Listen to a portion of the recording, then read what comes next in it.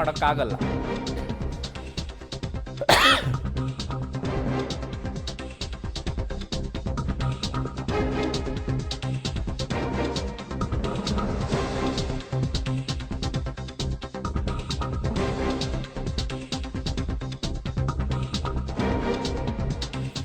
ರಾಜ್ಯ ಕಾಂಗ್ರೆಸ್ನಲ್ಲಿ ಸೆಪ್ಟೆಂಬರ್ ಕ್ರಾಂತಿ ಕೋಲಾಹಲವನ್ನು ಉಂಟು ಮಾಡಿತ್ತು. ಮಲ್ಲಿಕಾರ್ಜುನ್ ಖರ್ಗೆ ಅವರು ಅದಕ್ಕೊಂದು ಫುಲ್ ಸ್ಟಾಪ್ ಇಟ್ಟಂಗಿದೆ, ಮಾಸ್ಟರ್ ಸ್ಟ್ರೋಕ್ ಅನ್ನು ಕೊಟ್ಟಿದ್ದಾರೆ. ಅದನ್ನೇನು ಹೇಳ್ತಾ ಇದ್ದಾರೆ ಅಂತಂದರೆ, ಯಾರೂ ಕೂಡ ಊಹಿಸಲು ಕೂಡ ಸಾಧ್ಯವಿಲ್ಲ ಅಂತಿದ್ದಾರೆ. ಹಾಗಿದ್ದಾಗ ಕ್ರಾಂತಿ ಆಗೋದು ನಿಶ್ಚಿತ. ರಾಜಣ್ಣ ಅವರಿಗೆ ಹೈಕಮಾಂಡ್ನಿಂದ ಯಾವುದೋ ಸೂಚನೆ ಬಂದಿದೆ. ಹಿಂದೆ ರಾಜಣ್ಣ ಅವರು ಓಡಾಡ್ತಾ ಇದ್ದಿದ್ದು, ಅಲ್ಲಲ್ಲಿ ಡಿನ್ನರ್ಗಳನ್ನು ಮಾಡ್ತಾ ಇದ್ದಿದ್ದು, ಇದ್ಯಾವುದೋ ಕಿಡಿ ಹೊತ್ತಿಸಿ ತಣ್ಣಗಾಗಿ ಮತ್ತೆ ಅದಾದ ನಂತರ ಈಗ ಬುಗು ಬುಗು ಬುಗು ಅಂತ ಉರಿತಾ ಇದೆಯಾ? Your own party leaders are saying that there will be change in the chief minister in October, and these things are in the making. See, that is in the hands of High Command. Nobody can say what is going in the High Command. This is left to the High Command. High Command has got power to take further action. But unnecessary one should not create problem. Sir, your own party leaders are saying that there will be change in the chief minister in October. So ನಾಯಕತ್ವ ಬದಲಾವಣೆ ಹೈಕಮಾಂಡ್ಗೆ ಬಿಟ್ಟಿದ್ದು, ಹೈಕಮಾಂಡ್ನ ನಿರ್ಧಾರ ಊಹಿಸಲು ಸಾಧ್ಯವಿಲ್ಲ ಅಂತ ಹೇಳ್ತಾ ಇದ್ದಾರೆ. ಬದಲಾವಣೆ ಇಲ್ಲವೇ ಇಲ್ಲ, ಯಾವ ಕ್ರಾಂತಿಯೂ ಕೂಡ ಇಲ್ಲ, ಏನೂ ಇಲ್ಲ. ಸಿದ್ದರಾಮಯ್ಯನವರೇ 5 ವರ್ಷ ಪೂರ್ಣವಾಗಿ ಇರ್ತಾರೆ ಅನ್ನುವಂಥದ್ದನ್ನು ಎಲ್ಲೂ ಕೂಡ AIC ಅಧ್ಯಕ್ಷರು ಸ್ಪಷ್ಟಪಡಿಸಿಲ್ಲ.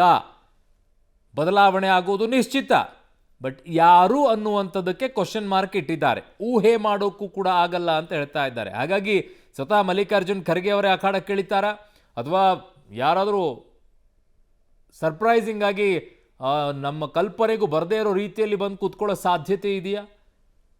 ಗೊತ್ತಿಲ್ಲ. ಯಾವ್ಯಾವ ರೀತಿಯಲ್ಲಿ ಹೇಗೆ ಯಾವ ನಿರ್ಧಾರವನ್ನು ತೆಗೆದುಕೊಳ್ತವೆ ರಾಜಕೀಯ ಪಕ್ಷಗಳು ಅಂತ ಗೊತ್ತಾಗೋದಿಲ್ಲ. ನನ್ನ ಸಹೋದ್ಯೋಗಿ ರವೀಶ್ ನನ್ನ ಸಂಪರ್ಕಕ್ಕೆ ಸಿಗ್ತಾ ಇದ್ದಾರೆ. ರವೀಶ್, ರಾಜಣ್ಣ ಅವರ ಹಿಂದಿನ ಡಿನ್ನರ್ ಪೊಲಿಟಿಕ್ಸ್ಗೂ ಮತ್ತೆ ಹಿಂದೆ ಬಾಯಿ ಮುಚ್ಕೊಂಡಿರಬೇಕು ಅಂತ ಮಲ್ಲಿಕಾರ್ಜುನ್ ಖರ್ಗೆ ಅವರು ಹೇಳಿರುವಂಥದ್ದಕ್ಕೂ, ಜೊತೆಗೆ ಈಗ ಊಹೆ ಮಾಡೋಕ್ಕೂ ಕೂಡ ಸಾಧ್ಯ ಇಲ್ಲ ಅಂತ ಹೇಳ್ತಾ ಇದ್ದಿದ್ದಕ್ಕೂ, DK ಶಿವಕುಮಾರ್ ಹೆಂಗಾದರೂ ಮಾಡಿ ಅಖಾಡದಲ್ಲಿ ಇಳಿಸಬಾರ್ದು ಅನ್ನೋ ಕಾರಣಕ್ಕೋಸ್ಕರ ಖರ್ಗೆ ಅವ್ರನ್ನೇ ತಂದು ಇಳಿಸುವಂಥ ಲೆಕ್ಕಾಚಾರ ಇದೆಯಾ? ಇದನ್ನೇ ಊಹೆ ಮಾಡೋಕ್ಕಾಗದೇ ಇರುವಂಥ ಲೆಕ್ಕಾಚಾರನ? ಅರುಣ್, ಆ ರೀತಿಯ ವಿಶ್ಲೇಷಣೆ ಮತ್ತು ಚರ್ಚೆಗಳು ಪ್ರಸ್ತುತ ಸಂದರ್ಭದಲ್ಲಿ ಎಲ್ಲ ಒಂದು ಕಡೆ ತುಂಬ ಅರ್ಲಿ ಆಯಿತು ಅಂತ ಅನಿಸುತ್ತೆ. ಯಾಕೆಂದರೆ ಖರ್ಗೆ ಅವರು ಇರ್ತಕ್ಕಂಥ ಸ್ಥಾನಮಾನಕ್ಕೂ ಜೊತೆಗೆ ಈಗ ಆಗ್ತಾ ಇರ್ತಕ್ಕಂಥ ಬೆಳವಣಿಗೆಗಳಿಗೂ ಬೇರೆ ಬೇರೆ ರೀತಿಯ ಲೆಕ್ಕಾಚಾರಗಳು ಇರ್ಬೋದು. ಆದರೆ ಅದನ್ನು ಖರ್ಗೆ ಅವರು ಈ ಸಂದರ್ಭದಲ್ಲಿ ಒಪ್ತಾರಾ ಇಲ್ವೋ ಅನ್ನೋದ್ರ ಬಗ್ಗೆ ಕೂಡ ಬೇರೆ ಬೇರೆ ರೀತಿಯ ಚರ್ಚೆಗಳು ಆಗಬೇಕಾಗತ್ತೆ. ಹಾಗಾಗಿ ಇದು ಎಲ್ಲ ಒಂದು ಕಡೆ ಆ ಚರ್ಚೆ ವಿಚಾರ ಸಂದರ್ಭದಲ್ಲಿ ಆ ಬಣಕ್ಕೆ ಈ ಬಣ ಒಂದು ರೀತಿಯಲ್ಲಿ ಕೌಂಟರ್ ಕೊಡುವ, ಕೌಂಟರ್ ಅಟ್ಯಾಕ್ ಮಾಡುವಂಥ ಸಂದರ್ಭದಲ್ಲಿ ಈ ರೀತಿಯ ವಿಚಾರಗಳನ್ನು ಮುನ್ನೆಲೆಗೆ ತರ್ತಾ ಇದ್ದಾರೆ. ಆದರೆ ಇಲ್ಲಿ ತನಕವೂ ಕೂಡ ಕಾಂಗ್ರೆಸ್ನ ಹೈಕಮಾಂಡ್ ಆಗಲಿ ಮತ್ತು ಇಲ್ಲಿನ ನಾಯಕರ ಜೊತೆಗಾಗಲಿ ಆ ಒಂದು ವಿಚಾರವೇ ಚರ್ಚೆಗೆ ಬಂದಿಲ್ಲ. ಕೇವಲ ಒಂದು ರೀತಿಯಲ್ಲಿ ಟಕ್ಕರನ್ನು ಕೊಡಬೇಕು ಮತ್ತು ಕನ್ಫ್ಯೂಸ್ ಮಾಡಬೇಕು ಅನ್ನೋ ದೃಷ್ಟಿಯಿಂದ ಎಲ್ಲ ಒಂದು ಕಡೆ ಎರಡೂ ಬಣಗಳಿಂದಲೂ ಕೂಡ ಈ ರೀತಿಯ ಪ್ರಸ್ತಾಪ ವಿಚಾರಗಳನ್ನು ಅಲ್ಲಲ್ಲಿ ಬಿಡ್ತಾ ಇದ್ದಾರೆ.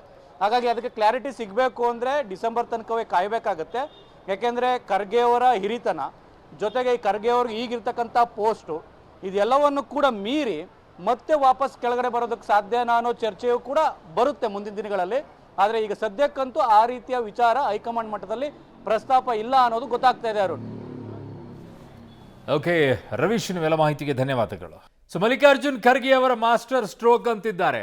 ಯಾವ ಮಾಸ್ಟರ್ ಸ್ಟ್ರೋಕು? ಹಿಂದೆನೇ ಬಾಯಿ ಮುಚ್ಕೊಂಡು ಇರಿ ಅಂತೇಳಿ ಯಾರೂ ಇರಲೇ ಇಲ್ಲ. ಕ್ರಾಂತಿಯ ಬಗ್ಗೆ ಎಲ್ಲ ಮಾತನಾಡಿಬಿಟ್ರು.